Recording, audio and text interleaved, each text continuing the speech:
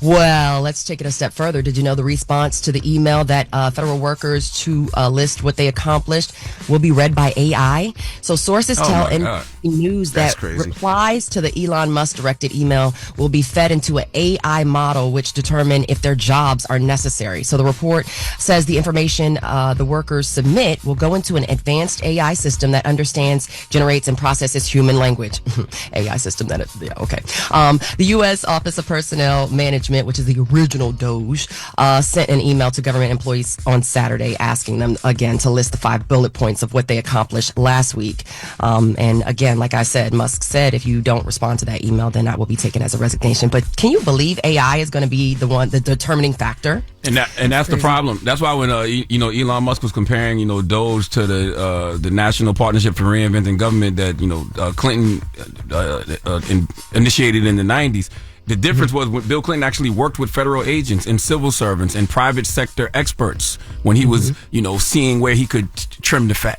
He wasn't dealing with AI and sending out emails saying, hey, tell me what you did last week. I will tell you, I got quite a few calls yesterday from some sources I won't reveal, and I will say that from the inside, I'm getting that this is quite the farce. A lot of people are saying that, I'm going to work on bringing you guys some exclusive inside tea, but I want to make sure that my sources are protected for once. And, the federal workers who are kind of like the first timers, they're reeling, but some of the, OGs, they're like, man, please. Morgan, you protect your sources? Just don't say who they are. Okay. All right. Hey, All right, y'all. So President Trump and French President Emmanuel Macron met at the White House yesterday. The two leaders spoke about efforts to end the war in Ukraine, trade deals between the two countries, and Trump also said the bond between France and U.S. is strong. Let's hear more from President Trump. Today's a big day in that we had a G7, and President Macron was a very special man in my book. We were together. We did it together. We've had some very good talks with Russia.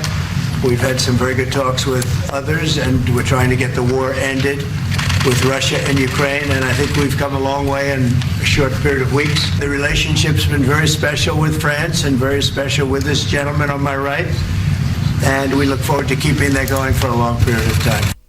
No, that's almost like you and Envy, Charlamagne. No. All right, so they Envy actually like each other, not just for work. So the two said they will also, I've mentioned that they talk about trade deals. And, of course, Macron is the first European leader to visit the White House since Trump's second term began. UK Prime Minister Keir Starmer is set to arrive on Thursday for a meeting with Trump. So I'll keep you guys posted as to what's going on. It's so much. It's like I almost.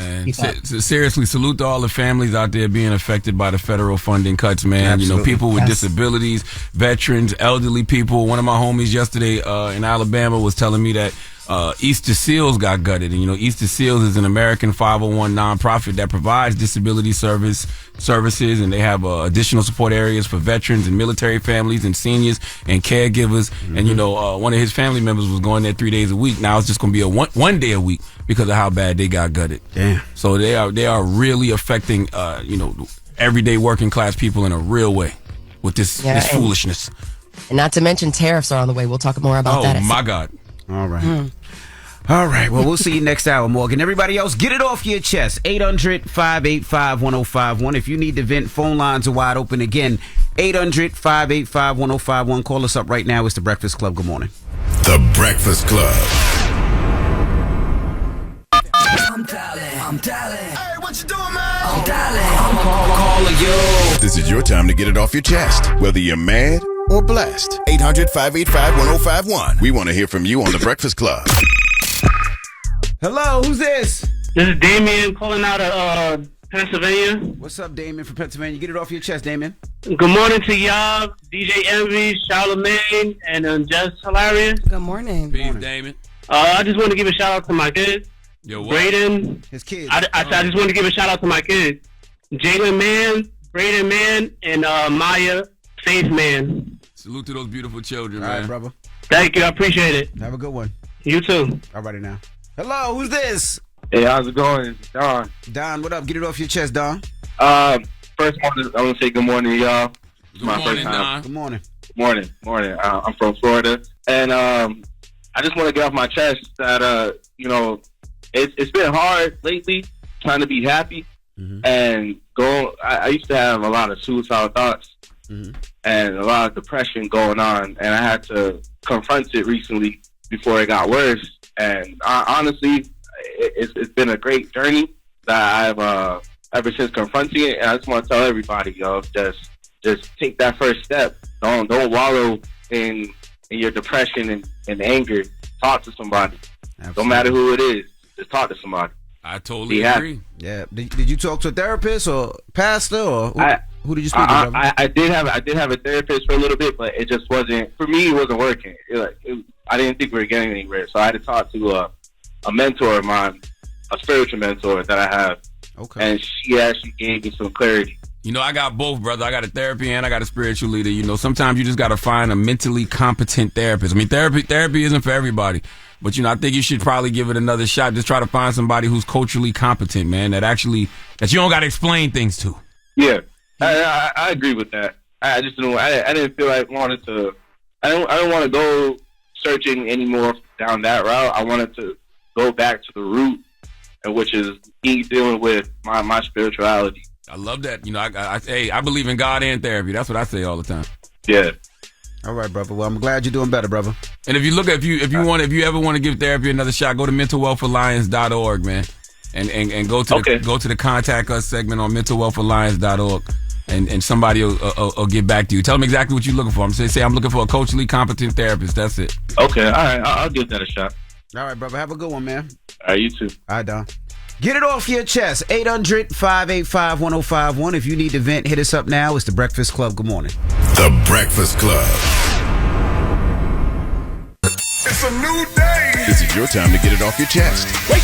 Wake up. Whether you're mad or blessed. It's time to get up and get something. Call up now. 800-585-1051. We want to hear from you on The Breakfast Club. Hello, who's this? E-Money from Washington, D.C. What's up, E-Money? Get it off your chest. First off, I want to say good morning to all three of y'all. I listen to y'all in the morning. Y'all get me through or get on this ghetto government base every morning at 5 a.m. Jesus. Oh, thank y'all. Good morning. Hey, you just be happy you still got a job. Well, these letters and stuff that comes out, that's what I want to get off my chest. This is real. The emails that we get sent every day, the threats that we get sent every day. We have a meeting on a bi-daily basis about what to expect and whether or not you're going to have a job or not. And it's real, and it's frustrating. Where do you work at in the federal government? Where do you work at exactly? The Navy Yard. I'm within the Navy. And they just taking a wrecking ball to the infrastructure of the government. They're not even, looking at what they're cutting. They're just making cuts. Making cuts, don't care, none of that. Getting onto the Navy base could take you about 30 to 45 minutes. First thing in the morning is already frustrating. Damn. And then you got to come in and turn your emails on, and you get a whole bunch of blasts of, you may need to respond to this or don't respond to this. If you don't respond to this, Trump is going off saying you may lose your job. This is a problem. How distracting is that for you and just other people that work there when y'all are actually trying to do your job? You can't focus because you don't know what's going on. Prime example, we had a meeting yesterday. One girl, she did take the resignation offer. Unfortunately, there's no funding. She's not getting no money. She's upset. Oh, so she took the resignation office offer and realized that the resignation offer wasn't even a real offer. Because there's no money? There's no money. Wow. So guess what? They don't get paid. Jesus. And she went off in the meeting in front of all the, higher up. And, that's a distraction for the rest of the day because that's all we're talking about. She upset and mad. Right. On a scale of 1 to Kanye West on Twitter, how chaotic is this situation? Yeah, it's off the chart. Damn. It's off the chart. At this point, some of us, we just say we working for the ghetto and it's just a project. Damn. Yeah, I just don't understand how they can think that this is productive in any way, shape, or form. Like, this is just not a sophisticated way to do things. I don't have no problem with what Doge is doing in theory because, once again, if you have ever studied history, you know that Bill Clinton did something like this in the 90s with the National Partnership for Reinventing Government. But it's a way to do it. Right. This isn't the way to do it. No, this is not the way to do it. No. Well, thank you, E-Money. This is totally the wrong way, but salute to all my soldiers and federal workers out there. It's a lot. Well, we appreciate you. Yeah, man. For everything. You got to work. You got to work with federal agents. You got to work with civil servants. You got to work with people in the private, sector. And most importantly, when you decide to make cuts, you got to work with Congress. You know what I'm saying? That's right. Donna, good morning. It's a lawful way to do this. A constitutional way to do this. Good morning, guys. Now, Donna, you're a federal worker as well, right? Yes, I am. Talk to us. And I want to, you guys need to give Elon Musk the of the day. And I drive a Tesla. This is just, they're sowing so much division, so much anxiety, right? Just because the low-level workers are the ones who are being affected the most, right? Let's be real. Everybody knows the people, all of these special authority hires that are making over $200,000 that haven't been in the office since COVID. You know who they are. So target them. Stop shooting at everybody. In my office yesterday, there was so much confusion. Not to say that they're not working. We've been in the office through the pandemic, after the pandemic, but it's just to know that if you don't, what do I write? If I don't write it right, am I going to have a job tomorrow?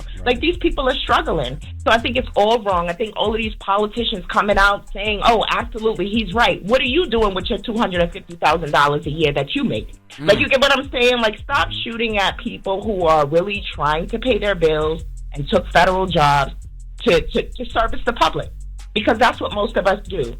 So I think this is horrible. I think Trump needs to learn a lesson fast and take away his privileges, take away his Twitter privileges, whatever needs to happen, because this is disgraceful. Man, we thank you for your service. I keep telling everybody, man, just go study what Bill Clinton did in the 90s, man. His somebody who used to work for him named Elaine Carmack, she said the difference between what we did and what they're doing, we cut fat and they cut muscle. That's what she said. She said, we didn't have any meltdowns of agencies. We didn't have any dysfunction going on, and we obeyed the law. When we thought something was wrong, we sent it to Congress and asked them to change it. There's a smart way to do what Elon or Doge says they want to do. This isn't the smart way. Well, get it off your chest. 800-585-1051. We got Jess With The Mess coming up. What are we talking about? We're going to get into Joyanne Reed losing her job. When we first heard the news, y'all know she broke down and everything, but her last show last night on MSNBC, she stood on 10 toes, so we're going to get into that. All right, we'll get into that next. It's The Breakfast Club. Good morning. The Breakfast Club.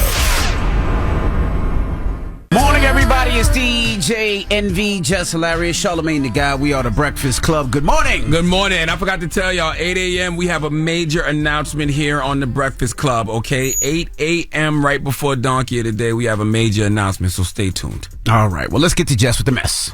News is real. Whether it's Jess Hilarious, Jessica Robin Moore, just don't do no lies. Don't do no lies. She don't spare nobody. Worldwide Jess, worldwide mess. On The Breakfast Club. She's a culture shooter. She was able to get y'all to see something and understand something that nobody could get you to see. It's time to set it off. So before we get started on anything else, I know we wanted to pay shed some light on Roberta Flack, the singer who died. Yes, just really quickly, we wanted to send a rest in peace to Roberta Flack. She is famously known for her rendition or singing "Killing Me Softly," and she passed away. She passed away peacefully in her home, surrounded by family. She had been battling some health stuff. She talked about in 2022 that she had ALS. So she had been battling that as well, too. So I just wanted to take a moment for her. We do have her original rendition of Killing Me Softly, which I know a lot of people know from Fugees. That's not a rendition, though. That's the OG. That's the original. Yeah. Yeah. Oh, if I said it, if you interpreted that from what I said, that's not what I meant. That's the original. Oh, okay. Yeah, she is the original. I said a lot of people may know it because of the renditions that, like the Fugees and stuff like that. Well, you learn something new every day, because I had no idea that wasn't the Fuji song. I told Eddie that yesterday. No, when she passed away, I was like, wow, I did not know that. You know what I mean? So I've been going on a deep dive of her. First of all, she was just gorgeous. Right? Yes. Yeah. I've been going on such a deep dive. So I just wanted to take that moment. She's from the DMV area. She was a teacher, and she taught jazz in schools and helped out with communities that needed it, and then she became a singer, and she's had a bunch of records. That's a bunch of records. So definitely first rest in time I peace. ever saw your face. The first time I ever saw your face. She was 88 years old, passed away at 88. Wow. She lived a full life, though. Yes. Joy Ann Reid. Yes. Her last episode on MSNBC was last night. Yes. So this news. She wasn't playing. She wasn't crying last night. No, she wasn't. On the show. Last night, she stood 10 toes down. I thought she was going to get emotional on the ReidOut on MSNBC because last night was their last show on the network, but she did not. However, when the news was first announced Sunday night, the ReidOut was abruptly canceled on Sunday night. She came onto a 10-minute Zoom call with Black Women. That's the organization that helped raise all that money for Kamala Harris. Yeah. And she was speaking just about the impact of her show, and she did get emotional then. So let's go back there, and then we'll do what happened last night. Let's take a listen to her with Black Women. My show had value, and that what I was doing had value. And so what I will just say is that in the end, where I land is that the moment that of guilt that I felt, that I went hard on so many issues, whether it was the Black Lives Matter issues of a young baby or a mom or a dad that was killed, or when we opened up people's eyes to the fact that Asian Americans were being targeted and not just Black folks, or went hard for immigrants who've done nothing but come to this country like my parents and try to make a life, whether it's any of these issues. And where I come down on that is I'm not sorry. I am not sorry that I stood up for those things, because those things are of God. Well, obviously that's why her show is gone. She was just, because the same thing kind of happened with Don Lemon, right? Yeah, I mean, people will argue. So, for instance, not for instance, but when the announcement was made, they said that it was because of like they're rearranging programming, like kind of like we going in a different direction. We have new things coming. They are replacing her show with another show that Simone Sanders is on. But you know, there are people on the other side that are saying this is happening because Joy speaks out. She's not going to fold. She's not going. She's telling people like, hey, she goes this what's happening right now? She, exactly. Wakes people up to certain things. Exactly. And Rachel. So last night on MSNBC on the ReidOut, Joy Ann Reid, she came in pretty hot and heavy. You know, just talking about resisting certain things. Let's take a listen to her. I'm sorry. Let's take a listen to Rachel Maddow on whites losing their job, because a lot of people feel like whites losing their job. Yes, because a lot of people feel like the Joy Ann Reid thing that is happening because she's a Black woman on a network cable show that speaks and goes against the grain. I will tell you, it is also unnerving to see that on a network where we've got two non-white hosts in primetime, both of our non-white hosts in primetime are losing their shows, as is Katie Fang on the weekend. And that feels worse than bad, no matter who replaces them. That feels indefensible, and I do not defend it. Yeah, so last night on MSNBC in that episode when she opened, I didn't know what to expect. I kind of thought that it was going to be like oh my God, I'm so sad. And it wasn't that. She was very strong in these things are happening. We are not going to get around it. And here's what we need to do. And I thought that it was a great programming. People were giving the network credit for being so gracious to her as she exited. But I thought that was BS, because if they were gracious, they wouldn't have canceled her. They would have kept her voice on. But she's going to be fine. I think that she can go to non-traditional. Like she can go straight to social media, like a lot of other people are doing right now. So, wishing her all the best. And I know there were a ton of people that were sending her some love. Angela Rye, #, We Need Joy, and sent her some love as well, too. Don Lemon was a big supporter of her last night. A ton of people. Like Tiffany Cross, I was hearing people say that Tiffany Cross was actually there yesterday, Native Land podcast, when Joy was filming her last episode on MSNBC. Well, it's amazing, though, because it's still a good thing for her, because because she had a show, 5 years? Yeah, about 5 years. Yeah. Like all the people that she built up, the viewers and all of that, the fans and stuff that she built up, they're gonna go wherever she go. Like I do believe that. But I just want to know why. That is true. Why? Everything y'all saying is true. Joy Reid will be fine. She can do whatever she wants, because as you just said, Jess, she has an audience, and whatever she chooses to do next, I pray her audience follows her. But I want to say this. I was reading, according to Nielsen Media Research, she lost half her viewers in December, because MSNBC saw a 53% drop in primetime viewership after the election. When you see stuff like that, the way everyone mobilized to watch her last night, they should have done that in December. Because when you have the numbers, it makes it very hard for folks to just get rid of you. So I wish that people would come together to support before something bad happens. Because last night was don't an wait event. until somebody gets fired, or gets let go to come and support. When you see those numbers drop back in December, that's when everybody should mobilize and say, oh, you know what? We got to go support somebody who's always riding for us. A lot of people don't see those numbers, though. How was somebody supposed to know people that? don't know those numbers. But I think until she is let go. It's not like this information didn't go out there back in December. Also, too, I would just say, like, I make it a point, like, she's one of the people I make it a point to tune into because I understand what she's doing and on the network that she's on and just cable news in general, like, especially right now with this new administration. It's slow. They don't want that, right? Like, a lot of times I feel like they don't want that. So I try and tune into her as much as I can actually on cable news and on streaming. But last night was such an event. I'm like, man, I haven't felt like this since the pandemic. We haven't rallied like this since honestly, the last time it was with Don. Once again, don't wait until the funeral to show up and tell everybody how much you love them. And just like, damn, why we always got to meet when it's a funeral, people? Right. You know what I'm saying? Support folks when they're on the air. When you see things like a 53% drop in primetime viewership, that's when everybody should mobilize and say, you know what, we got to show up to make sure those numbers are up so they can't just do what they just did to Joy Ann Reid. Absolutely. All right. And I just want to let you know, my mom's texting me. My mom said that Roberta Flack, actually, she won 4 Grammys, 1 honorary Grammy, so 5 in full, and she was one of the youngest students to go to Howard University. Wow. At age 15. Come on with the Roberta facts. Flack got plenty of records, y'all know. The Closer I Get to You, Killing Me Softly, The First Time I Ever Saw Your Face.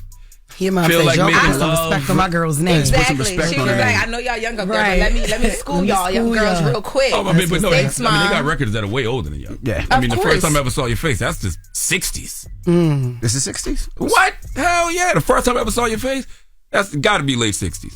But y'all know what's crazy is, to your point of showing up before the funeral, a lot of people, I was watching them in real time, learn about her online yesterday because of the announcement of her passing. Yeah. I was one of them. So thanks, Mom. A lot of times you just Thanks, don't Mama know. Envy. I know, right? Mama Casey. All right. And I think it was the 70s, Charlamagne. The First Time I Ever Saw Your Face, late 60s. Probably. First time I ever saw your face. 69. Late 60s could be it was like 72. go into the 70s. It was like 72. Y'all can meet each other halfway. It was like Might have to look 72. that up. We wasn't alive, man. Thank you, Lauren. All right. Now, when we come back, Morgan will be joining us for Front Page News, so don't go anywhere. It's The Breakfast Club. Good morning. Wake up. You're locked into The Breakfast Club. Good morning, everybody. It's DJ NV, Jess Hilarious, Charlamagne the Guy. We are The Breakfast Club. Let's get back in some Front Page News. What's up, Morgan? Yes, let's continue the conversation from the first hour. So, speaking from the White House yesterday, President Trump says tariffs against Mexico and Canada, well, they will move forward. He made the comments while speaking alongside French President Emmanuel Macron. It comes as a month-long delay of their implementation will expire next week. Let's hear more from Trump as he moves those tariffs forward. We've been mistreated very badly by many countries, not just Canada and Mexico. We've been taken advantage of. We were led by, in some cases, fools. Anybody that would agree to allow this to happen to our country should be ashamed of themselves. No, the tariffs are going forward on time, on schedule. Yeah, so the two countries, Mexico and Canada, could see 25% tariffs on all exports starting on March 4th, which is officially a week away. That'll be next Tuesday. So again, some of those items could be avocados, berries, all kinds of food. Of course, coming out of Canada, there's we have things that are impacting the auto industry, steel. It's a lot of Morgan, sometimes I can't keep up. I thought that they did that little dance, a few weeks ago, but then Canada and everybody agreed to. And he said he did the dance, and y'all didn't do what I needed y'all to do. So I thought they did. I thought they did do what he needed them to do. He's saying y'all didn't move like I need y'all to move. So guess what? The tariffs will move forward. That's essentially what's happening. How we know this ain't just another flex though? This ain't just another. You know what, Charlamagne? I ain't gonna hold you. Every day I come up here and I be like, this man better not change his mind before I get off air. Oh, but we really don't know. But as of right now, he did say he's gonna move forward with the tariffs, 25% on Mexico and Canada, and that would be starting on exports next week, March 4th. And then they gonna hit us back, and then the price of goods and products is just gonna go up more here in America. So it's more pain on the American people's pockets. Yeah, and that's not efficient.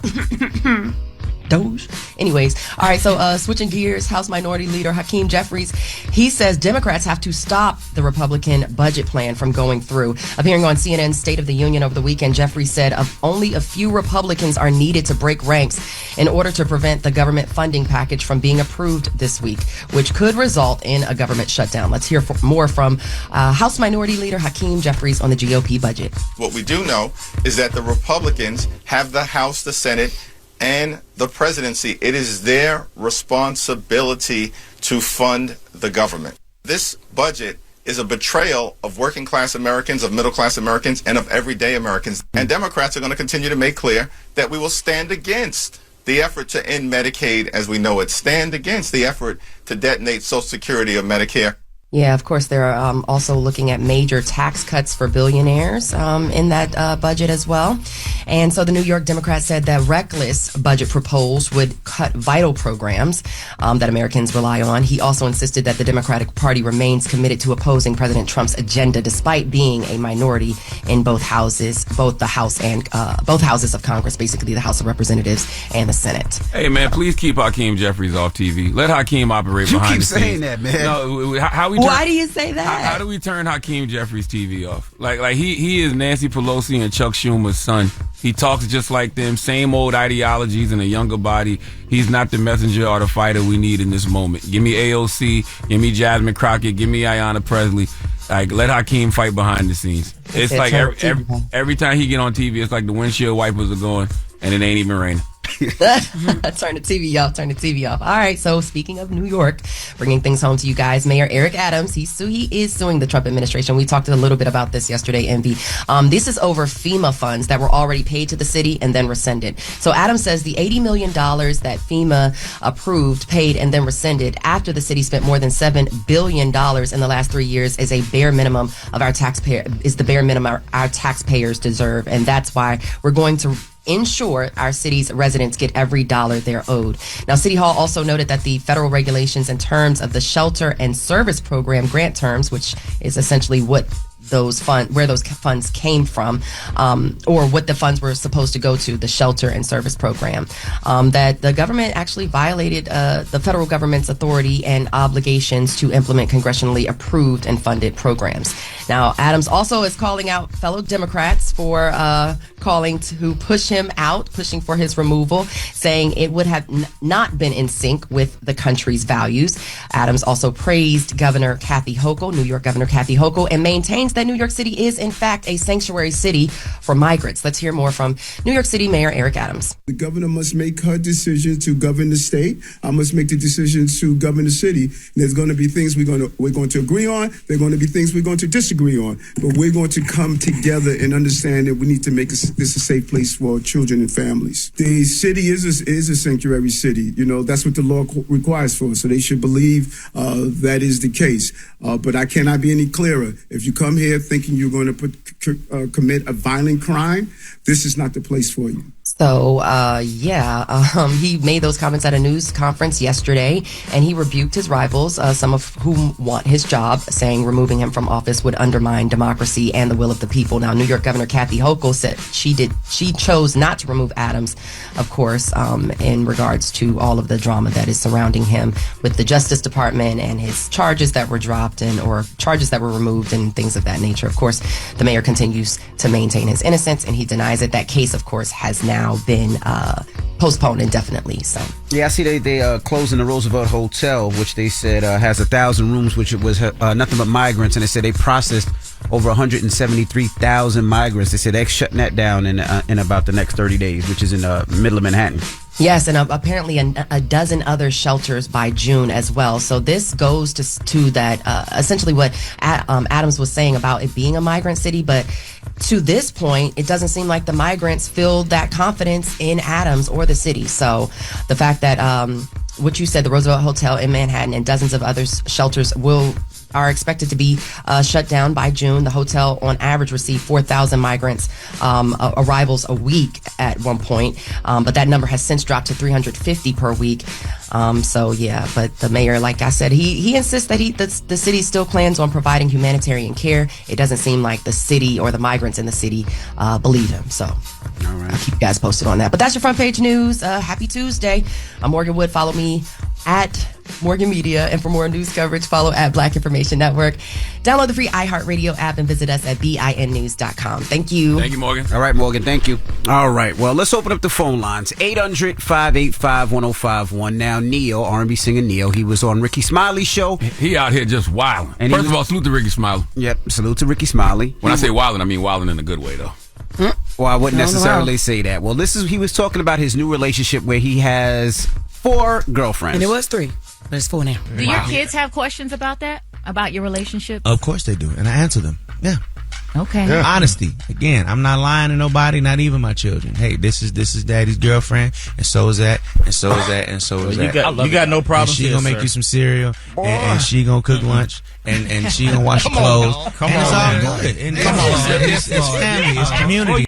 All right. Well, Neo's ex. I'm talking about a clown from the pits of hell. Neo's baby's mom, who has 2 children with Neo, says it's disgusting and inappropriate. So let's open up the phone lines and ask. 800-585-1051. I will say it ain't for me, but it's fun to watch. Neo's ex says that it's inappropriate for him to expose their kids to this type of relationship. What's your thoughts? Neo's saying this is my life. This is who I am. They're my kids, and I'm not going to lie to my kids, and it is what it is. His baby mom's like, it's disgusting. He has daughters. What happened if his daughter thinks that? Okay, that's okay. And maybe I could be one to a guy if he has 3, 4, or 5 women. Then he also got 4 sons who's looking at this too. Who's, you know what I mean? Yeah. But, and while I respect that he doesn't want to lie to his children, I mean, because they are his children. He can do whatever he want with his children. You feel me? It's just still like, yo, you gotta think about that. Like, that's programming your kids to think this is okay. Especially it don't matter whether it's your daughters or your sons. It doesn't matter. This is not a good example, in my opinion. No, so I agree with his baby mother, but the baby mother, she also was a person who he was being polyamorous with too before. Like when he was married to Crystal, he was cheating on Crystal with Shorty. So did they know? Was it all one big happy family? No. Crystal didn't know. Okay, but Sade knew. However, Sade is the mother to the kids that got the problem with him introducing them to the 4 girlfriends. I do agree with her on that end, but it's like, all right, you was once one of them too, though. Damn. You know I just wonder how much money Neo got. You got 4 girlfriends and how many kids? 7. God damn. Neo must be getting some paper. 800. Or it don't even gotta be. 585-1051. Do you think it's inappropriate for Neo to expose his kids to his new type of relationship? What kind of relationship is it called? Polynesian sauce. Polyamorous. Thank you. 800-585-1051. Let's discuss this. The Breakfast Club. Good morning. Pull out your phone. Call in right now. Call me. Add your opinion to the Breakfast Club topic. Break it down. 800-585-1051. The Breakfast Club. Steady calling my phone. It's topic time. Call 800-585-1051 to join into the discussion with the Breakfast Club. Morning, everybody. It's DJ NV, Jess Hilarious, Charlamagne the Guy. We are the Breakfast Club. If you're just joining us, we're talking about Neo. Now, this conversation comes, salute to our bro, Ricky Smiley. Neo was on his show, and he talked about his new lifestyle. Do your kids have questions about that? About your relationship? Of course they do, and I answer them. Yeah. Okay. Yeah. Honesty. Again, I'm not lying to nobody, not even my children. Hey, this is daddy's girlfriend, and so is that, and so is that, and so is that. You got no problem. She gonna make you some cereal, and she gonna cook lunch, and she gonna wash your clothes. Come and on, it's all man. good. And it's family, it's community. Well, Neo's baby's mom, Sade, what's her name, Bernice? B. I'm just gonna say B. All right, Sade B. Sade B. She says it's disgusting, and she feels it's inappropriate for Neo to introduce their kids to his new lifestyle. So the question is, what's your thoughts? We'll start with you. It is disgusting. I totally agree with her on the behalf of her kids. You know what I mean? His kids, like, yo, you're showing them something that they shouldn't even be exposed to at these ages. You know, 7 kids. I didn't even know he had 7 kids, but like exposing them to that is crazy and it's inappropriate. However, it was also inappropriate and disgusting that this man was married after renewing his vows. You was pregnant, right? You know what I mean? And that's why Crystal was like, man, F you. After you begged me to stay and we renew our vows and everything, and then now Shorty over here pregnant. So Sade, you knew a bunch of this too. You was once one of them girls too. But on the side of the kids, she's totally right. So 2 things can be true at the same time. She was disgusting before, and the behavior is disgusting to expose to their children. Right. See, I believe different strokes for different folks, right? Whatever Neo does to make himself, there's a lot of stroking. Whatever Neo does to make himself happy is cool. But I put myself in that situation. If I have daughters, right? Yeah. That's not something I would want my daughters to see, because kids are sponges, right? So they're going to accept and they're going to think it's okay for that. So the next guy that kicks it to your daughter or kicks it to, one of your children might feel like, oh, it's okay, I could be one of many. And I wouldn't want that for my daughter, and also for my son. I wouldn't want my son to have 4 different wives or 4 different... Nah, I ain't gonna say that. All right, so what you gonna say? I ain't gonna sit here and lie to you. Like, that wouldn't be like, damn, God damn. No, you don't want that for your son, man. Damn, times have changed. Yo, shut up, man. Son, times have changed. I didn't know. Back in my day, weren't allowed those luxuries. What's wrong with you? So what's your thoughts? You would be cool with that for your son?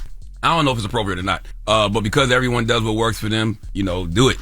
But if your kids are going to be around your significant other, regardless of how many significant others you have, I guess if you're serious about these women, they should meet your kids. I just don't know how serious you can be with 4 women. You know what I mean? I don't see how serious you can be with 4 women. Like, that's always the debate. Should your children meet your significant other when? I don't know how serious you can be with 4 women, so I don't know if these women should meet your children. But what if you don't agree with that lifestyle? Yeah, and then what?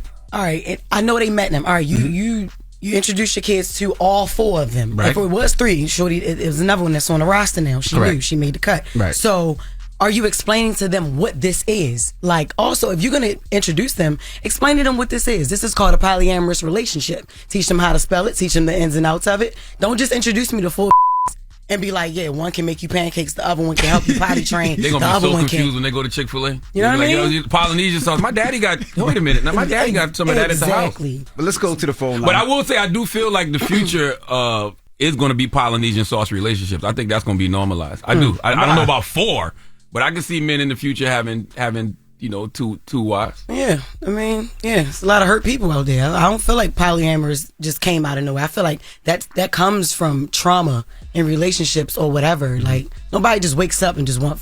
Look how big Neil head is. Can that big head boy be with one girl? Oh my goodness. I mean, he needs somebody to hold the hats. I mean, I guess I don't know. Hold the head. I don't know. It's weird to me. What's up, man? What's your thoughts, man? Hey, what's up? This is Devon Sanderson, the teacher from Latson, South Carolina. What's up, y'all? How's everybody doing? Salute to the 843. Your phone sound a little funky though. What's up, brother? Oh, my apologies, yo.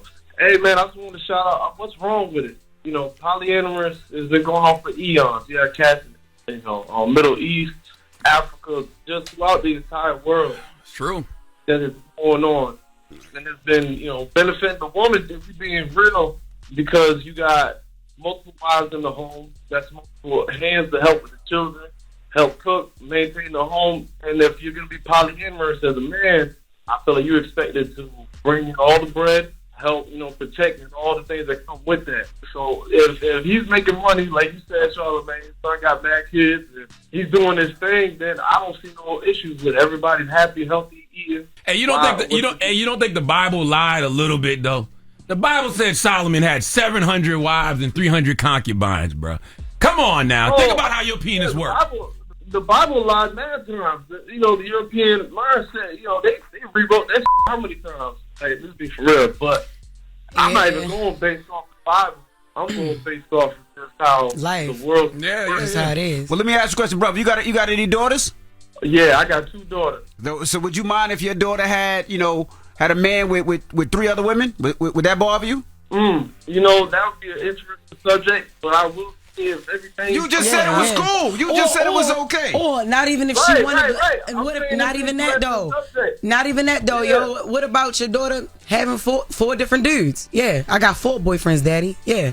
Oh no, that don't work. Yeah, laying down all 4 of them in me. What's that? Like what? No, it don't work like that. Yeah, it does work like that. It's not the nature of things. Nah, I don't know anything about that, but I do know what he is saying is true though. I mean, in a lot of African countries, men do have more than one wife. Like that's just polygamy. You can't say that and then you say if it was with your daughter, nah, I'm not well, with you it just anymore. gotta show me where the women had more than one husband, and I'm all for it. Show me. That's crazy, yo. So it's only about the man. Like the man can have 4 but a woman can't have 4 men. Talking about that's what I'm saying. I would want 2 beautiful black women. Okay, that's still polyamorous. So. Hello, Maya. Hey, Maya. What's your thoughts, yes. Maya? I think Neo is trifling. I have not been feeling Neo since his first baby mom, Manyetta, when he had kids with her and told her he wasn't going to have no more, made her get her tubes tied just to get remarried and have more kids, cheat on that wife, have more kids. So how you gonna call him Miss Neo? I don't play. He out here slinging plenty. That's what he is. That's what he acting like. That's what he acting like. He's giving sassy and zesty. But not only that, I'm a mom of 6. I don't play about my kids. Like, I don't have different men and stuff around my kids. I feel like he's not a full-time dad. So, like, deal with your women when you don't have your kids. That's my thing. Thank you, Mama. Yep. 800-585-1051. If you're just joining us, we're talking about Neo. He was on Ricky Smiley's show. He was talking about his new polyamorous life where he has 4 girlfriends, and his baby mother said it's disgusting and she feels like it's inappropriate to introduce their kids to his new lifestyle. We're asking, what are your thoughts? 800-585-1051. It's the Breakfast Club. Good morning. Made it. If y'all talking about it, you know we talking about it. It's topic time. Call 800-585-1051 to join into the discussion with the Breakfast Club. Morning, everybody. It's DJ NV, Jess Hilarious, Charlamagne the Guy. We are the Breakfast Club. If you're just joining us, Neo was on Ricky Smiley and he was talking about his new lifestyle. Let's listen. Do your kids have questions about that? About your relationship? Of course they do, and I answer them. Yeah. Okay. Yeah. Honesty. Again, I'm not lying to nobody, not even my children. Hey, this is daddy's girlfriend, and so is that, and so is that, and so is that. You got no problem. She gonna make you some cereal, and she gonna cook lunch, and she gonna wash your clothes. Come on, it's all man. good. And it's family, it's community. Well, his baby mom said it's disgusting and she feels like it's inappropriate for their children to be introduced into this lifestyle. And we're taking your calls, 800-585-1051. Jess is like, nah, no way. No. Not right.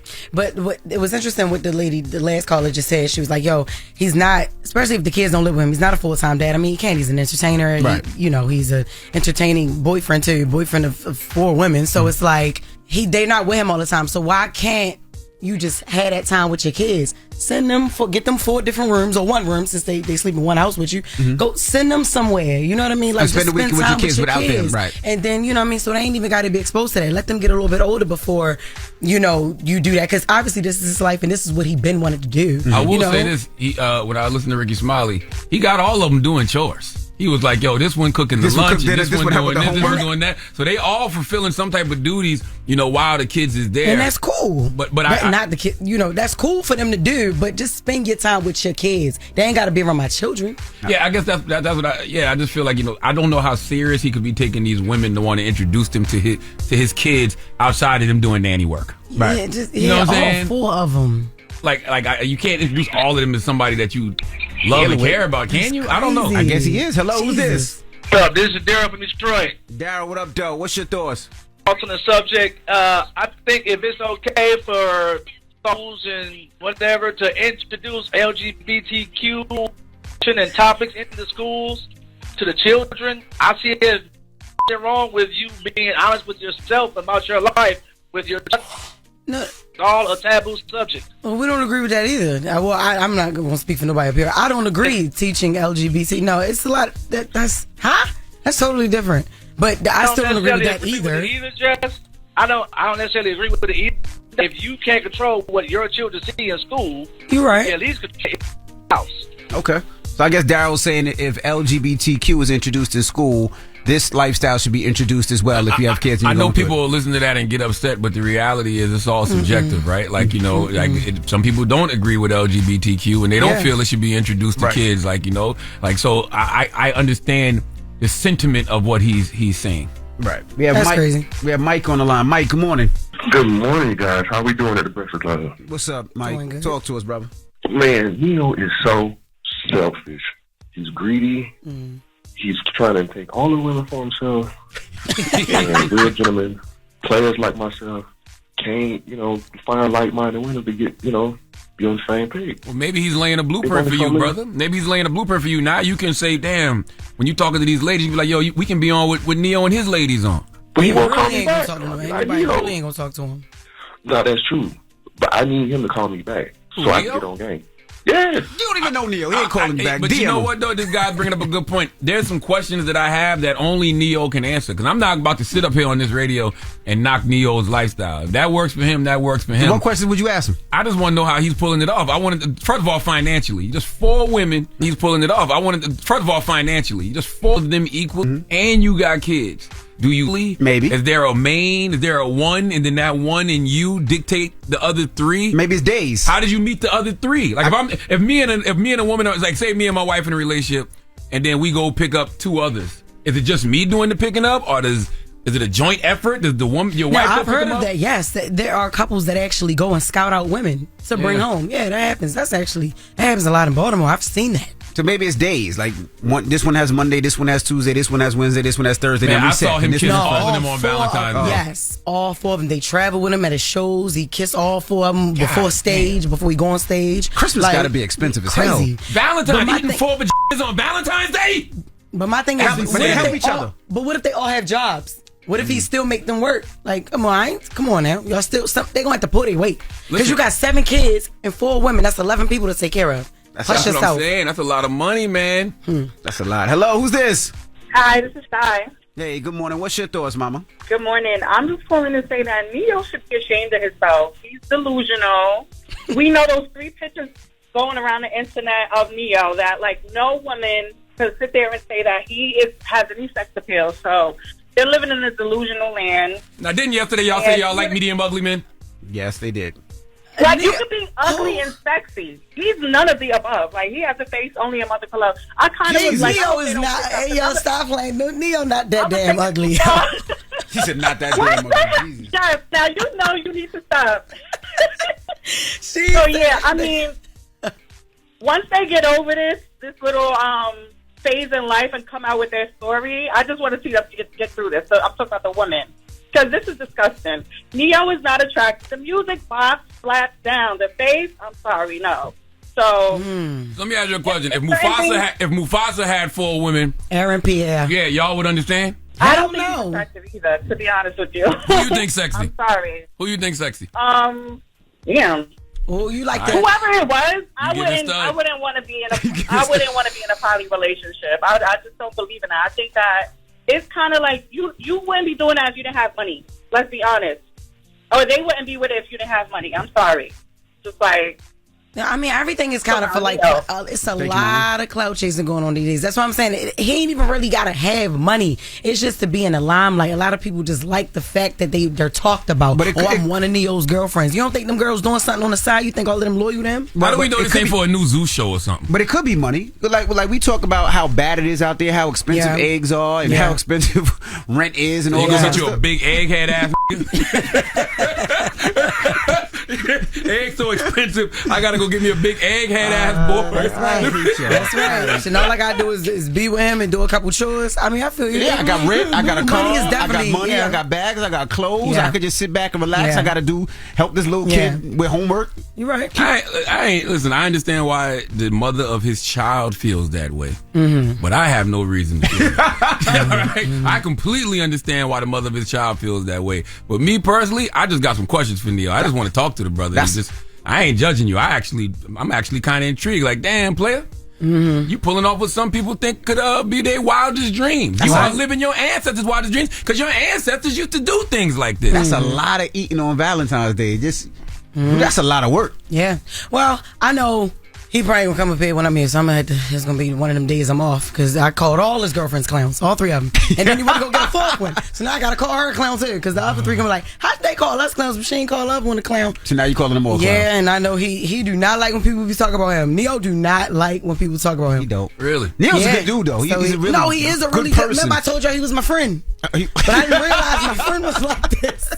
I didn't realize. And we got to respect the honesty, right? He not lying to none of these women. I said that in the beginning. No, I was talking about lying, not about the women. He wasn't lying. He didn't want to lie to his kids, and I get that. Who was the girl in the video calling him Diddy Jr. that time? That was funny. Sade. That was the baby mother, the one that said that she can't believe. Funny. All right. That is disgusting that he introduced them. All right. Well, she sure did. All right. Well, we got Jess With The Mess coming up. Yes, Mack the Stallion want her team to pull up to the jail to question Tory Lanez. All right, we'll get to that next. If we play a Neo song, what Neo song you want to hear? Sexy Love. Sexy Love. That's my I knew favorite you was Neo gonna say song. that, yo. I love Sexy Love.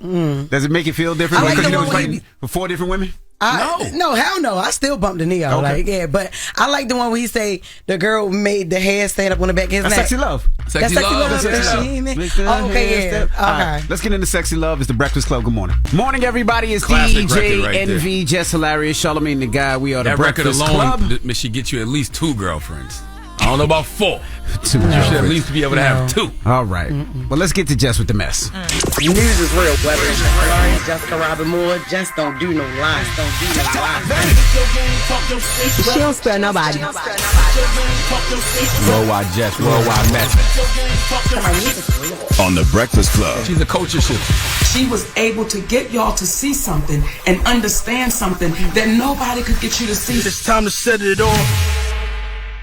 So Neo, girl, not Neo. I'm still on her head. Girl, no. Anyway, so Megan want these people to pull up, her team to pull up the Tory to question him. Yes. What's going on? Yeah, so Meg Thee Stallion's attorneys are asking, or they did ask, if they could depose Tory Lanez, which is where they pull up, they ask him a bunch of questions under oath while he's in prison as a part of a defamation and cyberstalking lawsuit that they have against a blogger who they say is working with Tory Lanez. Now, we covered this in part before where we talked a bit about the blogger, and basically they're saying that Tory Lanez was paying this blogger and other third parties to spread negative things about Meg Thee Stallion. So they sent that request out, and Tory Lanez's spokesperson actually issued a statement that said basically they never agreed to, because there was conflicting reports. So after that came out, then there were reports like, oh, Tory's team agreed to it, it's going to happen, he's going to be able to do it, and then Tory's team came out and said, no, we didn't.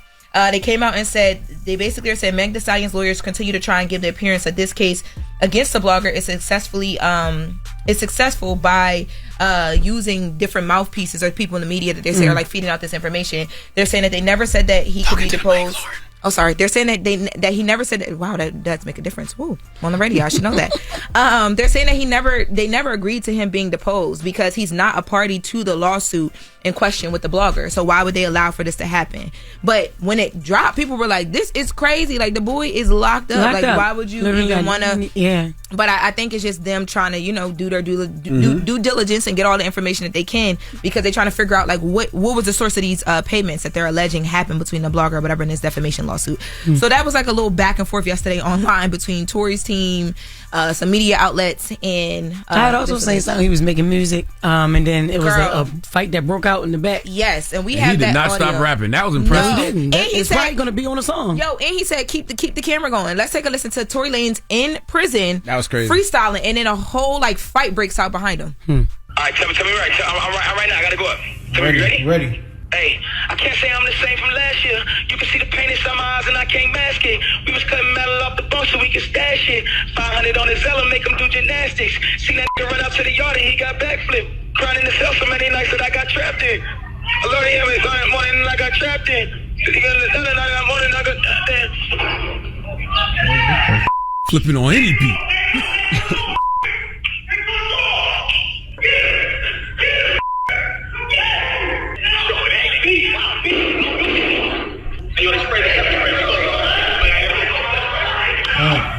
That was somebody that was tired of that. Imagine being a nigga that just got life in jail. This nigga always rapping. And they was trying to get to him. I'm sick of this. I'm sick of this. Yo, so what you By heard the way, was... if you can do all that, you can answer this deposition and do this interview Megan team needs you to do. You can do That's all more that. like an interrogation, though, ain't it?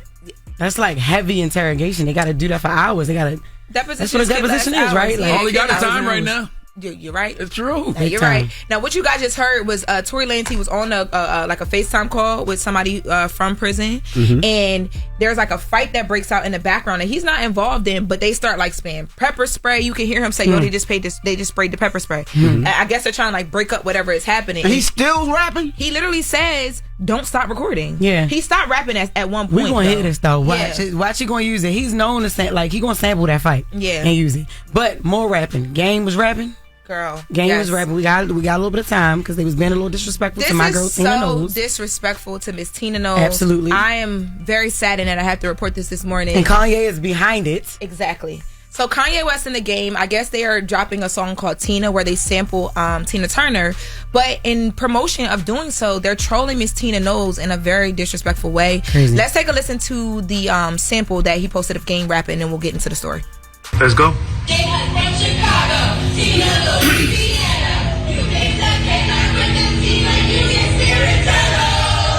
I see my destiny's child.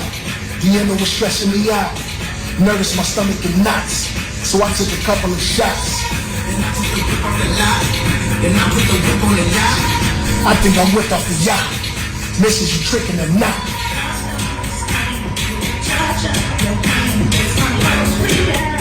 So they doing a song about Tina Knowles? So I don't know, like how. So okay, first of all, in the beginning of that sampled music that you hear that the game was rapping over, that's Tina Knowles' audio from when she did the Jennifer Hudson Tunnel. I remember, yeah. So I don't know if the song is really fully about her or they just reference her a little bit because we can't hear the full song yet. But what I didn't like was in promotion of it, they posted her. Kanye posted her Jennifer Hudson Tunnel walkthrough, right? And the caption was "Game finna slide for the guys." Crazy. And then he posted a DM to Miss Tina Knowles. It's a banana peeled, and the caption says, "This is Game's phone." And it's like, bro, this is Miss Tina Knowles. That's Please crazy. put some respect on her. Yeah. Like, yes, she does. Because Game commented under one of Kanye's posts and said she looks so good, like basically for her age. She looks amazing for 46 years old with the fire emojis, right? Tina Knowles is 71 years old. I think he's being, you know what I mean? Yeah, He knows with what- the banana. But I just Stop think playing with people's moms. Yeah. But it's Miss Tina Knowles. Like, it's just, I feel like you just don't play with her. And one of the producers up here, Brandon, he was like, I ain't think that was disrespectful. It's like very because he's used to the eggplant being used as the penis or whatever, right? But my thing is, all right, even if it wasn't supposed to be sexual, what they calling her a monkey? Like, cause the banana, like, why? I get why what you're is it a saying, banana? but You know what I'm saying? I feel like if you talking about you gonna slide on Miss Tina Knowles and you post a banana, You know we know exactly we know what that it's mean, giving. yeah. And I don't like that. Don't play with her. Y'all realize the only thing keeping Kanye West going is the media, right? Like, you don't have to acknowledge him. You don't even got to talk about him. Like, why talk about a clown? That's why he keep doing stuff like that. Exactly. So you talk about him. And Game just happy somebody is noticing him. I mean, but if it's there, it's No. fair game. It is, but you don't. No pun intended. It is, but you give him what he wants. He's only doing these antics just for you to talk about If him. we don't talk about him, someone else will. I just don't like that because if somebody did that to Kanye's mom, he would wild out, right? He would flip things, he'd backflip. Well, his jump mom his also mom isn't out. here, Envy. I mean, but even though He if his just mom said- was here and somebody did something to his mom like that, or even the fact that she did pass and somebody did play with his mom's name, he Period. would wild out. Yeah. You don't play with people's moms. You don't play with people's Crazy. kids. And he know that. That's crazy. But And that's Jay mother-in-law. That's supposed to be your people's at one point. Kanye just ain't never been punched in the face. Obviously. That's just the reality of the situation. You can always tell people who've never gotten a punch in the face. Obviously. Kanye West is one of those. It's crazy individuals. because you got punched and you still be getting crazy. Because he ain't get punched in his face. That was in the back of his No, head. but that should tell, that should Charlamagne tell you something. he ain't gonna get disrespectful with somebody's mother or somebody's kids. Ever. You actually the Nah. sweetest person ever behind the scenes. I wouldn't you would say that. never Girl, what? Please. He I is. wouldn't say that. Such a southern I wouldn't sweet say- person. Oh, behind girl. the scenes. All right, bye. On camera, This- he like let's the wrap it drag up. wigs. Oh, really? And Just act to like wrap the it up? face is not You gonna tell that two-tone. lie? Let's wrap it up. I ain't lying. Okay. Let's wrap it up. Who you giving your donkey to? First of all, we got a special announcement, and then we're giving Donkey of the Day to Enrique Tarrio. We'd like to have a word with him. All right, well, let's get to that now, and let's get to that You announcement. saying it because he booked you 3 bouquets? Wake up.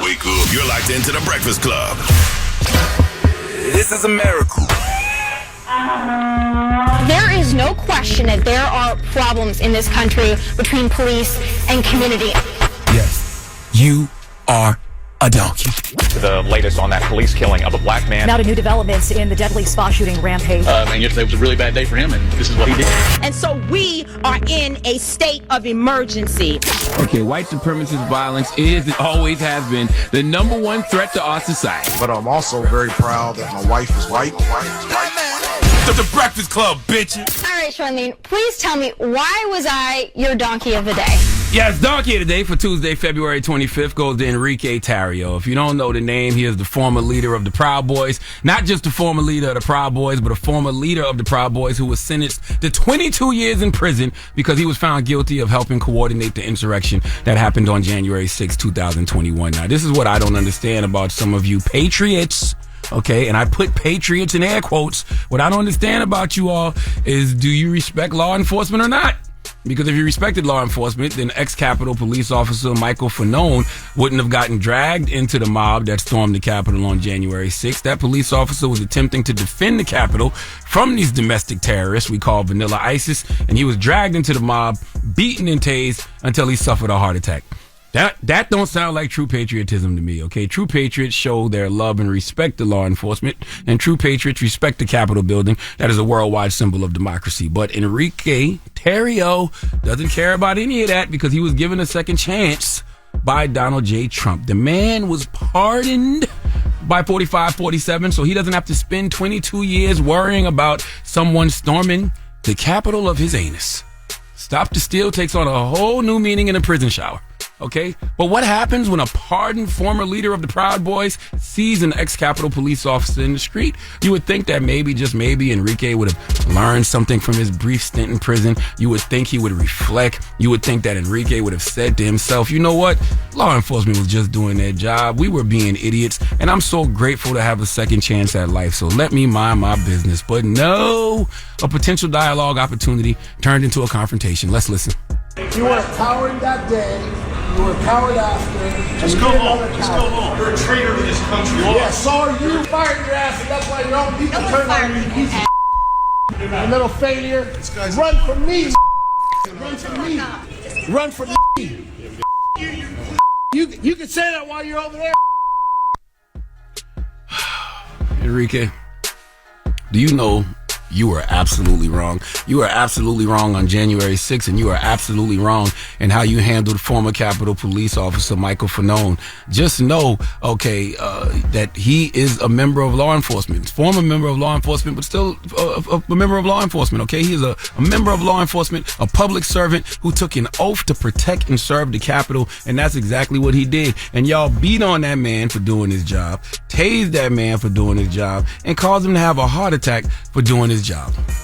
Michael Fanone, you heard in the audio just now, he used the right and exact language when talking to Enrique. You are a traitor to this country. You orchestrated a coup to overthrow the results of an election, and you are making your president, Donald J. Trump, look like a fool because he said January 6th was a day of love. He said you all were patriots. Where is the love, Enrique? Where is the respect for yourself? Where is the respect for your president and the pardon he gave you? Okay, all you did with this stunt was make him look crazy for even pardoning you in the first place. Okay, it's people right now who think you should be in prison with Kool-Aid on your lips, identifying as someone's prison babe. Okay, in fact, insurrections and orgies have one thing in common. If you don't have a real plan, which y'all didn't, it ends up being just a bunch of dudes standing around with nothing to do but each other. I don't even know why my brain works like that, but the moral of the story is, Enrique, you got hit with 22 years because you helped orchestrate the chaos of January 6th. You got a sweet deal with a pardon. Do you know how many non-violent drug offenders in prison right now would love to have a pardon? And instead of humbling yourself, you out here with your chest out like you did a bid for something honorable?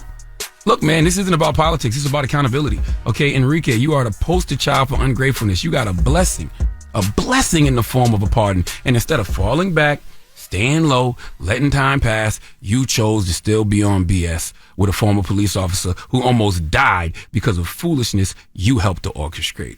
Please remember, Enrique, you got pardoned. Okay, not exonerated. If you are seen as a traitor and clown, guess what? You earned that. Okay, you planned an attack on the Capitol. You inspired people to go to war over a lie that the election was stolen. And what makes it worse, you didn't even go get your hands dirty with them on January 6th. Ugh. Please let Remy Ma give Enrique Tarrio the biggest hee-haw. Hee-haw, hee-haw. You stupid motherfucker. Are you dumb? That's right. All right. Crazy. You in here with that norovirus? Mm-mm. I know that norovirus when I hear it now. Man, she usually got a mask on. She chilling with none on today. What's up, man? Coughing. Why you just like sneeze in that direction? You can't be sneezing to me. I got places to be. All right. Okay, like the 3rd annual Black Effect Podcast Festival, which is happening Saturday, April 26th. Okay, tickets go on sale tomorrow, Wednesday, February 26th at 12 p.m. Eastern, okay? The Trap Nerds Podcast, Good Moms, Bad Choices Podcast, the Naked Sports Podcast with Carrie Champion, the R&B Money Podcast with Tank and Jay Valentine, and the Woman Evolved Podcast with Sarah Jakes Roberts, okay? Tickets on sale February 26th, tomorrow, 12 p.m. Eastern, Saturday, April 26th, Pullman Yards, Atlanta, Georgia, hosted by Mandy B and Weezy, 3rd Annual Black Effect Podcast Festival. We'll see you there. That's right. Shout out to Louis V. He'll be DJing that. My guy Louis V will be providing the soundtrack. What up, Louis? Drop on the clues bombs for Louis V. Now, let's open up the phone lines. 800-585-1051. Elon Musk sent out an email to all federal workers asking for the list of what they have accomplished at their jobs in the last week. All right, so we're asking 800-585-1051. We want to hear from federal workers. Actually, please, man. Amani from D.C., she called earlier this morning. She's works at the Naval Yard, and this is what she said this morning when she called in. The emails that we get sent every day, the threats that we get sent every day, we have a meeting on a bi-daily basis about what to expect. First thing in the morning is already frustrating. Damn. And then you got to come in and turn your emails on, and you get a whole bunch of blasts of, you may need to respond to this or don't respond to this. If you don't respond to this, Trump is going off saying you may lose your job. Prime example, we had a meeting yesterday. One girl, she did take the resignation offer. Unfortunately, there's no funding. She's not getting no money. She's upset. Oh, so she took the resignation office offer and realized that the resignation offer wasn't even a real offer. Because there was no money? There's no money. Man, salute to all the families out there being affected by the federal funding cuts, man. People with disabilities, veterans, elderly people. I was telling you earlier, one of my homies was telling me about Easter Seals and how Easter Seals got gutted. If you don't know what Easter Seals is, it's an American 501 nonprofit that provides disability services with additional support areas, serving veterans and military families, seniors, caregivers. And, one of my man's children used to go there 3 days a week. Now they can only go 1 day a week. Wow. Because of all the cuts that have happened. So, man, so just salute to all the families out there being affected by what's happening currently. All right. Well, let's federal government. Let's open up the phone lines. We want to talk to the federal workers this morning. I want to see how this is affecting you. We just want to hear from you this morning. All right. 800-585-1051. A lot called in early this morning. I know a lot are on their way to work. A lot of them start their job at 9. So we'd love to talk to you on your way in. If they this morning. blessed to still have one. If they blessed to still have one. So let's discuss when we come back. It's the Breakfast Club. Good morning. The Breakfast Club. Steady calling my phone. It's topic time. Call 800-585-1051 to join into the discussion with the Breakfast Club. Morning, everybody. It's DJ NV, Jess Hilarious, Charlamagne the Guy. We are the Breakfast Club. Now, if you're just joining us, we're taking your phone calls, 800-585-1051. Asking to speak to you federal workers out there. I know a lot of you guys are heading to work this morning. Elon Musk recently put out an emailed all the federal workers and asked them, he wanted to accomplish jobs. He wanted to see what they're doing, what your job is, what you accomplished in the last week, and then they were going to put your job accomplishments through AI and decide if, I guess, your job is valid or if you really are working. And good to all the Republicans pushing back on that. The Cash Patels of the world, the Tulsi Gabbards, the Pete Hegseths. I don't care how you feel about them. I'm just glad they told their employees to ignore Elon Musk. And I told y'all a couple weeks ago, and this is all I do. You listen to people, you find out what's going on in the world. A couple weeks ago when I was at my daughter's cheerleading competition in Maryland, the amount of federal workers that was coming up to me telling me that they either lost their job or they were about to lose their job because of what Doge is doing was unbelievable. Right. And that's why I just want to salute all the families being affected by the federal funding cuts. I told y'all about my homie who was telling me about Easter Seals. Easter Seals is a program that provides disability services. One of his kids goes to therapy, used to go 3 days a week. Now they only go for one now. Right. Because Easter Seals just got gutted. And I'm not against what Doge is doing. I'm against how they are doing it. That's the thing. It's a constitutional, lawful way to do what they want to do. And all you have to do is look at Bill Clinton's National Partnership for Reinventing Government on how to actually do it in a real way. Well, let's go to the phone lines. We got a bunch of federal workers on the line that want to talk. God. What's your name? Yes. Good morning. I want to stay anonymous, but I do work for the federal government. All right. Can you at least tell us where? Yes, in Florida, Miami, Florida. No, I mean, like what branch? Like what do you do in the government? Department of Human Services. Okay. Well, now, what's up? How are you feeling? Did you get one of those emails? Talk to us. Yes, I got the email, and I honestly feel like this is a great opportunity to outline what you as an employee bring to the bring to the federal government. And if it's really good what you outline, they could give you an opportunity to get a promotion or something. Like, God forbid they ask you what you've done. Any other job, they'll ask you at the end of the week, at the end of the month. Because I used to do bookkeeping. Okay, so what did we do, at the end of the month? What are the clients that we have to, gear towards to? So at the end of the day, God forbid anybody make any, and it's just democratic thing. It's like, I don't want to get the parties into it, but they don't want to go to work. They want to work from home. People are not working from home. This is what you signed up for. If you don't like it, resign. You know what I'm saying? They gave you the opportunity to find another job. I mean, it's not that hard. You're complaining about actually working. I don't get it. I'm not mad at your perspective. That's why I like talking to people. I like talking to people, and I like talking to people who are in it, because everybody sees things a different way. I haven't heard this perspective. Do you feel like there are a lot of people that are not working, that are taking days off? I guess exactly. Absolutely. I work from home, and you know what? Donald Trump got the gadget idea because Elon Musk, he fired like 80% of the Twitter people or Tesla people for his company, because you can buy a gadget that actually shakes up like you're at the desk, but you're really not working, because the computers, it shuts off if it's non-activity within like 5 minutes. So it requires you to actually work from home. But it's gadgets around that, and people are actually buying it and using it and not working. And this is our taxpayers' money.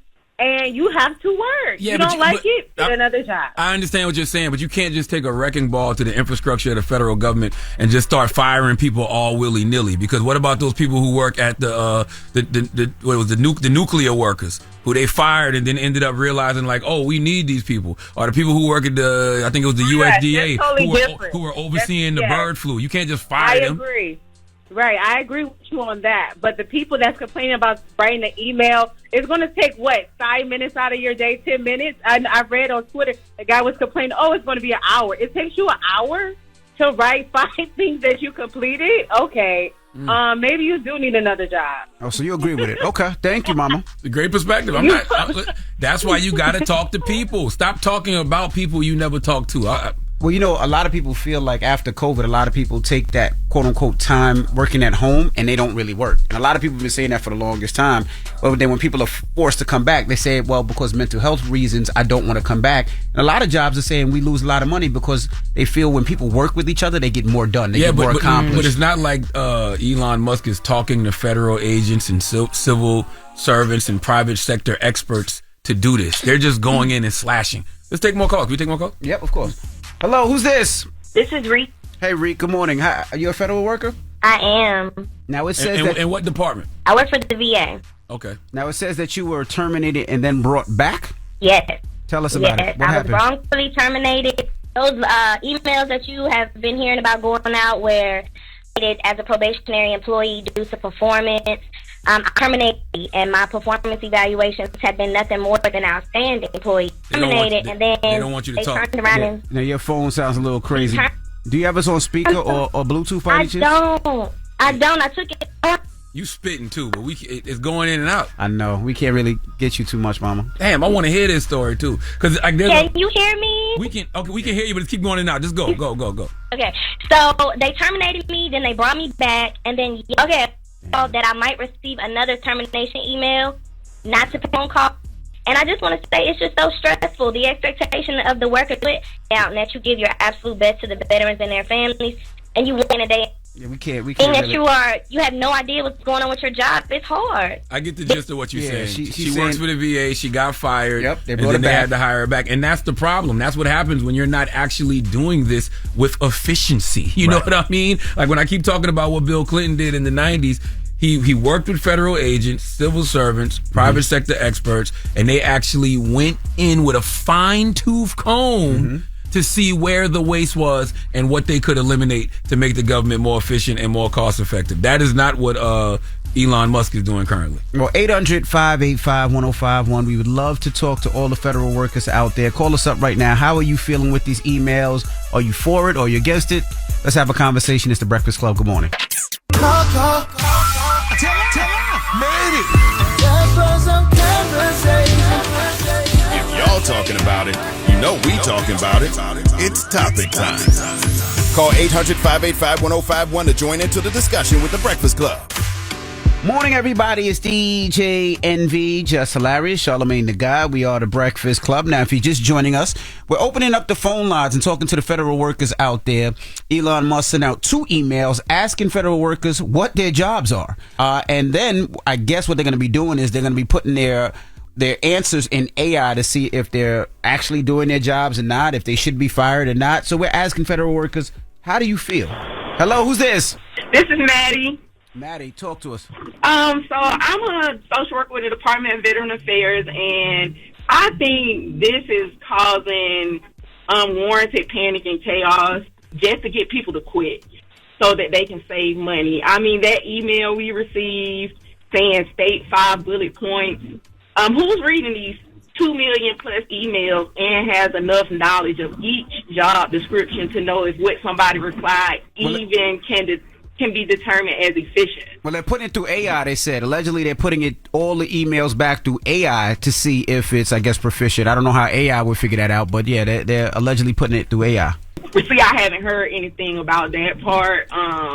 It's been a lot of confusion. You know, we're being told don't answer, then we're being told answer, and I think it's just causing a lot of extra undue stress on people who are already stressed enough. And y'all are actually working, trying to keep our government going every single day. There's so many people that depend on what it is that y'all do. Y'all don't need that extra stress for no damn reason. Right, we don't. I mean, like me, for instance, I work with homeless veterans, and it's already stressful enough trying to make sure their house, have food, can pay their bills, and now we're trying to worry about if we're going to be able to pay our own bills. Well, thank you so much, Mama. Hello, who's this? Oh, I'm calling for the federal... Yeah. Give us your opinion. Yes, sir. I am a federal worker with the Internal Revenue Service, and I completely feel the girl what she was saying earlier this morning, because from day one, from the time that he signed those papers, we have been getting bombarded with emails. Like either we're going to answer something or we're not going to answer something, or we're going to lose our job, or we're, whatever. It's been even up until last night. We were told all day that we did not have to respond to that email, but that was given over the weekend. But at 5 o'clock, we get another email stating that we do have to answer back to it, and we have to CC our manager in, and we have to answer it, and if we don't, we can jeopardize, and we're taking it as a resignation. It's just been a whirlwind, and I've never been put in this position where I have to choose between if I'm going to take the job, or if I'm going to take a resignation, or, and not, and have to really think about that. And I think it's sick that somebody like Elon Musk would get on social media Sunday and say, I'm just sending these emails because I want to see who has a post. You know what I mean? I want to see who responds. But we deal with taxpayers every day, and it's crazy because I'm even on the phone with these taxpayers, and they're asking us if we're good and if we're going to lose our jobs, and they feel so sorry for us, and hopefully y'all keep y'all jobs. And they're getting alerts that, y'all got all these layoffs. Who wants to hear that while you're working? Absolutely. You're right. Now, you said you work for the IRS. What do you do for the IRS? I deal with accounts, basically the individual accounts. Meek Mill got some questions for you. He got a question for you. Yeah. I don't know if you heard. So she did. The way she laughed, I know she heard what he said. And even with answering those questions about what we do every day, we do so much. It's like, okay, what don't we do? Is the question. Well, we appreciate your service, man. Thank you so much. You're very welcome. You guys have a wonderful day. Have a blessed day. Too. And I'm telling you, I am not against what Doge is doing. I'm against how they are doing it. You know what I'm saying? All you got to do is read about the National Partnership for Reinventing Government that Bill Clinton did in the 90s, and you will see that there is a lawful, constitutional way to do this. I was reading about Elaine Carmack, who used to work for Bill Clinton back then, and she said the difference between what we did and what Doge is doing, she said we cut fat and they cut muscle. She said we didn't have any meltdowns of agencies, we didn't have any dysfunction going on, and most importantly, we obeyed the law. When we thought something was wrong, we sent it to Congress and asked them to change it. Doge is not doing any of that. All right, well, We got Jess With The Mess coming up. What are we talking about? Meek Mill is fighting for his life with these taxes. He said he made $2 million and he got to pay 2.8. So something's going on. All right. Well, we'll get to that next. It's The Breakfast Club. Good morning. The Breakfast Club. Morning, everybody. It's DJ NV, Jess Hilarious, Charlamagne the Guy. We are The Breakfast Club. Let's get to Jess With The Mess. News is real. Whether it's Jess Hilarious, Jessica Robin Moore, just don't do no lies. Don't do no lies. She don't spare nobody. Worldwide Jess, worldwide mess. On The Breakfast Club. She's a culture shift. She was able to get y'all to see something and understand something that nobody could get you to see. It's time to set it off. So how Meek Mill gonna pay more than what he made in taxes? Yeah, listen. Don't give me the line. Maybe this is above my tax bracket. You didn't reach out to the IRS and I did not. Those people assume some people I do not want to talk to. All right. So Meek Mill tweeted that the IRS. I'm gonna read his tweet verbatim. IRS made me pay 2.8 M from 2013, and I only made $2 million. How do I fight that? I've been paying my taxes since I was 23 years old. Paying dang near 3 M out your pocket randomly is stressful. I didn't know you could pay more in taxes than what you made. Neither did I. You can't. And it's like, why? It's like all them people that be around me. I don't know who he's around, but I know he knows some good people, some smart people. Like Ruben. Like, there you go. You know what I mean? I don't know. Why wouldn't you call somebody and ask somebody? Now, Boosie always go online asking for stuff, you know, but stuff like that. Why don't you have anybody that can advise you? Well, why he just don't call his financial advisor? Maybe you don't have one. What probably happened was, the IRS can go back 3 years. Maybe it was 3 years of money that was owed, and there's penalties and fees and interest. Or he could have made $2 million on the quote-unquote books, and then if he deposited any type of cash into his account, they charged him for that, which would have been more than the $2 million he made on the book. So let's say he has a show and you're performing and you put 20, 30, 40, 50, 60, 100,000 in your account, and you don't claim that? Oh, So you would have made more than $2 million then? Well, on the books, yes. I asked my business manager yesterday because when I see stuff like that, it scares me. Me too. And the first thing he said was, that can't happen. He said impossible. He said, I'm thinking he owed back taxes plus interest and penalties from years behind that kept on accruing. And he said if his taxes owed from years prior that kept adding up. Yeah, he said his taxes owed from years prior that kept adding up. There's not a way on God's green earth that can happen. You can't make $2 million and pay $2.8 million. There has to be other things in consideration. Those are his words, not mine. You see how we went and got all those answers? Mine said the same. And then Meek tweeted after this, I am not in tax debt. I'm saying I know I didn't owe 2.8 in taxes if I only made $2 million max in 2013. I'm confused. You gotta stop talking to the internet. Stop talking to Twitter. Who are you explaining this to? Crazy. First of all, the people, when you tweeted that out originally, nobody cares. Nobody wants to hear that you owe $2.8 million in taxes because you got the money to pay it. What he said? He said, I go to my account and I take $3 million out. That hurts or something like that. Really? That is a luxury, my brother. Who are you talking to when you even having that conversation? Why are you talking out loud like that? Because his accountant must be busy. He said they be counting him out like his accountant ain't busy. Lord, now, don't get it twisted. There's a lot of people that owe money in taxes and don't understand how they owe the taxes. But it's not 2.8. And then that's just like keep it 100. I mean, it still do hurt to have to pay that. I don't care if he is rich. I don't care. Maybe he is. Maybe he is not. We don't know because a lot of people act like they got money and don't got money. But you know what I mean. I understand that it'll get some, a regular working class person like upset, but. That don't mean we don't got issues because we got, you know what I'm saying? When people have to pay the IRS $500, like, don't tell me I can't complain. It's something. One of the worst things ever is when you open up that mailbox and you see that letter from the IRS or I call them Arce, and oh my gosh, that will change your day. That's right. Ursula will be coming. I think I understood what he mean by he's not in debt after saying that he owed money. He paid it off. Right, he paid it off. Okay, got you. I had to think about it. Money I paid heard off, his tweets be tracking. I had to think about it. All right. Now we got to build that account back up. I know what that's like. That's crazy. And it hurts. Whether you rich or poor, it hurts. All right. I just don't understand who you talking to when you post that. That's all. He don't talk to nobody. Meek don't even gotta be talking to nobody. Meek be tweeting in the dark. He probably went to friends. Meek just want to be heard. I don't know. All right. So call Wallow, Meek. Just whenever you need to talk, just call Wallow, man. He'll never be able to get off that phone. That's crazy. That nigga talk a lot. Yeah, so next story, because Meek, we'll be there all day trying to decode it. Yeah. What's next? Dawn Staley. Yes. Speaking of Philly. Yep. Which is crazy. I didn't know that Dawn Staley was from Philly. Segue. Yes, indeed. I literally just learned that because she has a new book coming out on the Black Privilege imprint, Black Privilege Publishing, called Uncommon Favor. It's crazy you don't know how to say black. Black Privilege Publishing. Yes. It's crazy you struggle with S words. Exactly. No, it's not. You That's struggle how I with a talk. lot Straight in here. strong. We Like when you say T-U-U, that's where you from. That's I'm the not struggling. thing. That's just what it is. Exactly. Me He neither. put a C in S words. I'm That's struggling. from South Carolina. SC. Child, everything's a struggle. Feel The so bad for slides, Monk's Corner. the face colors. Like, let's just move forward, okay? Now, Damn. she has a new book coming on Black Privilege Publishing. Congratulations, Charlamagne. Thank you.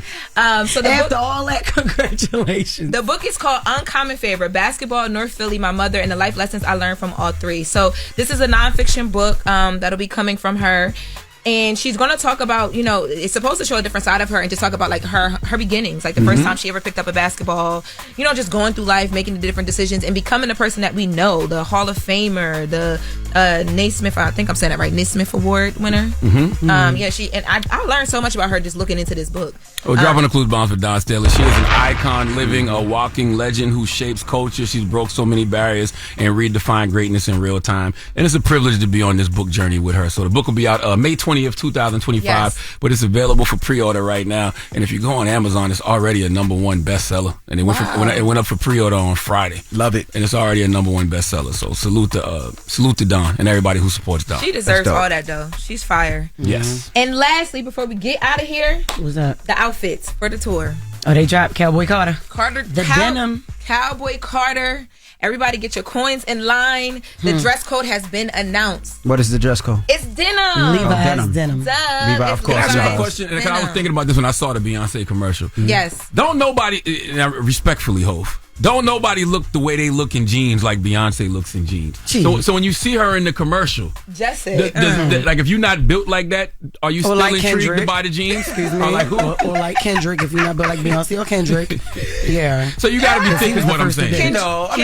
Just wear jeans. Like people wear jeans all day. It might not look the same, but wear jeans. But you want that look though. You want to look thick in them You jeans. can get your right? jeans taken in and you can like Mexicans be accentuate your looking good in look. jeans too. They work in them. And Mexicans be thick though. They be looking They built They like be- SpongeBob. Yeah, cinder oh my block God. at the bottom. They don't be giving what Beyonce giving. No, but there's still something to fill out the jeans. is what I'm Jesus saying. Christ. If you ain't got Just nothing wear to your fill out the jeans. jeans, do you still want them? Just wear jeans. Yeah, you know what? Now that you bring that up, yeah, it's gonna be a lot of boxy bitches up in them That's what I'm stands with them saying. jeans on. I ain't think about that. Just wear jeans. If they don't fit, they don't. Just wear whatever fits you. Yes. Or wear the boyfriend jeans, because you can't even tell. You can't tell a shape. Oh, those when are the big girl got ones. the Yeah. Yeah, And wear it's a way boyfriend to jeans. swag that out. Okay. What is the thing with Beyonce jeans though? What is it? They just Levi's? Like what's the? It's a She has a- uniform. she has a deal with She has a Levi's. deal with Levi's that she announced. Oh. When she first announced all the Cowboy Carter stuff, but they're just reiterating that now that the tour is here and we can pop out. It's the denim on denim A uniform. for all of your inspiration. A denim on denim. Period. Levi about to make so much money.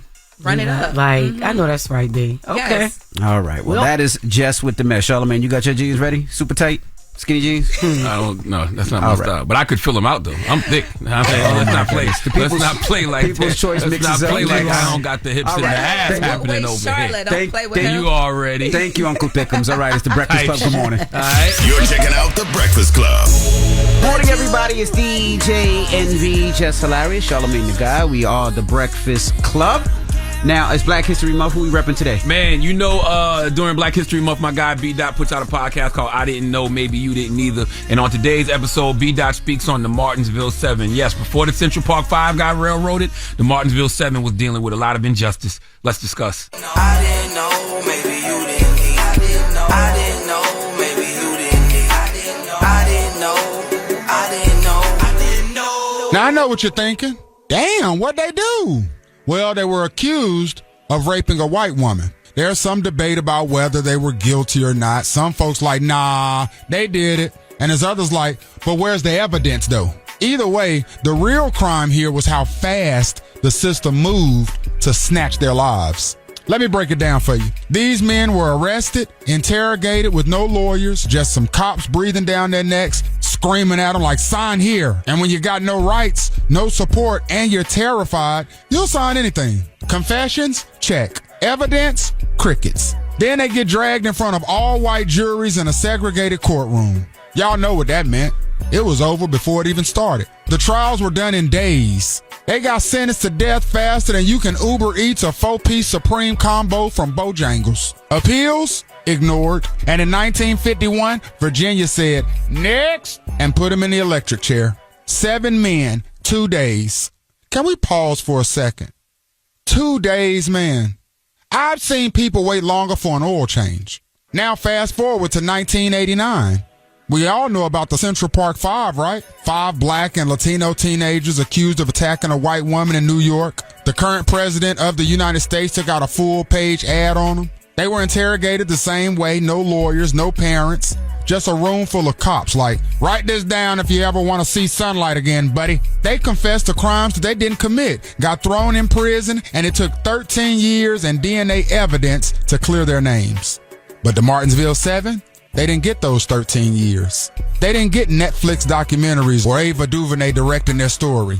They got 2 years, a sham trial, and an electric chair. 70 years later, though, 70 years later, Virginia was like, oh, my bad, and pardoned them.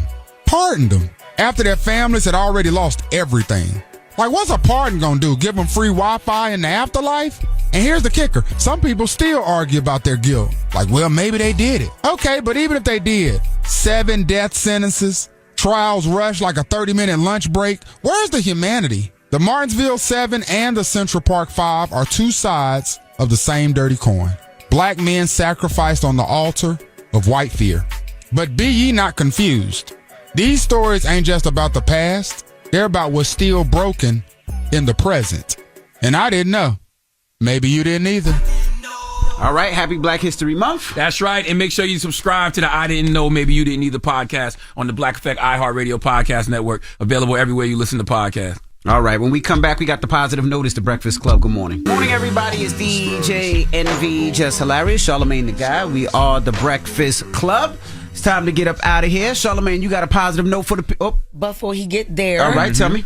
So, Friday, March 7th and Saturday, March 8th, I will be in Pleasanton, California and the Bay Area at Tommy T's Comedy Club. Make sure you get your tickets at JessHilariousOfficial.com. Me and my brother Desi will be there. So, yep, that's 4 shows again, Friday and Saturday, March 7th and March 8th. That's next weekend. Y'all get y'all tickets. I'll see you, Pleasanton. You know, I'm actually going to be in California on the 8th. For the R&B block party. We do it all around. We hit different cities. Me, Jermaine Dupri, Brian Michael Cox. That's what's so we're going to be DJing out there. So I might pull up on you. That's what's up. Y'all might be hours apart. Where you going to be at in California? She going to be there Friday and Saturday. So I might pull up on her Friday. Where you going to be Saturday. I'm going to be in Ontario, California. How far is that? Oh, that's not far. I'm going to be in the Bay. The Bay Area is about... But Ontario is not that far. I thought you were going to say LA. I was going to say LA is way too far. But yeah, Ontario's not that far. Okay. So I might pull up. And listen, I want to tell y'all too, man, tickets go on sale tomorrow for the 3rd annual Black Effect Podcast Festival, 12 p.m. Eastern. You can go to blackeffect.com/podcast festival right now. We got the Trap Nerds podcast going to be there. Good Moms, Bad Choices, Naked Sports with Carrie Champion, R&B Money with Tank and Jay Valentine, and the Woman Evolved podcast with Sarah Jake Roberts. More podcasts will be announced. It's all hosted by Mandy B and Wheezy. So we'll see you Saturday, April 26th at Pullman Yards in Atlanta, Georgia, but tickets go on sale tomorrow at 12 p.m. Now, the positive note is this. If you're a giver, find another giver to love. Because if you're a giver, likely you've been with a lot of takers, which hurts. So find someone who values generosity as much as you do, who loves to give because it's their nature, not their pathology, just like it's your nature too. Find another giver because you need to be given to too. Have a blessed day. Breakfast Club, bitches!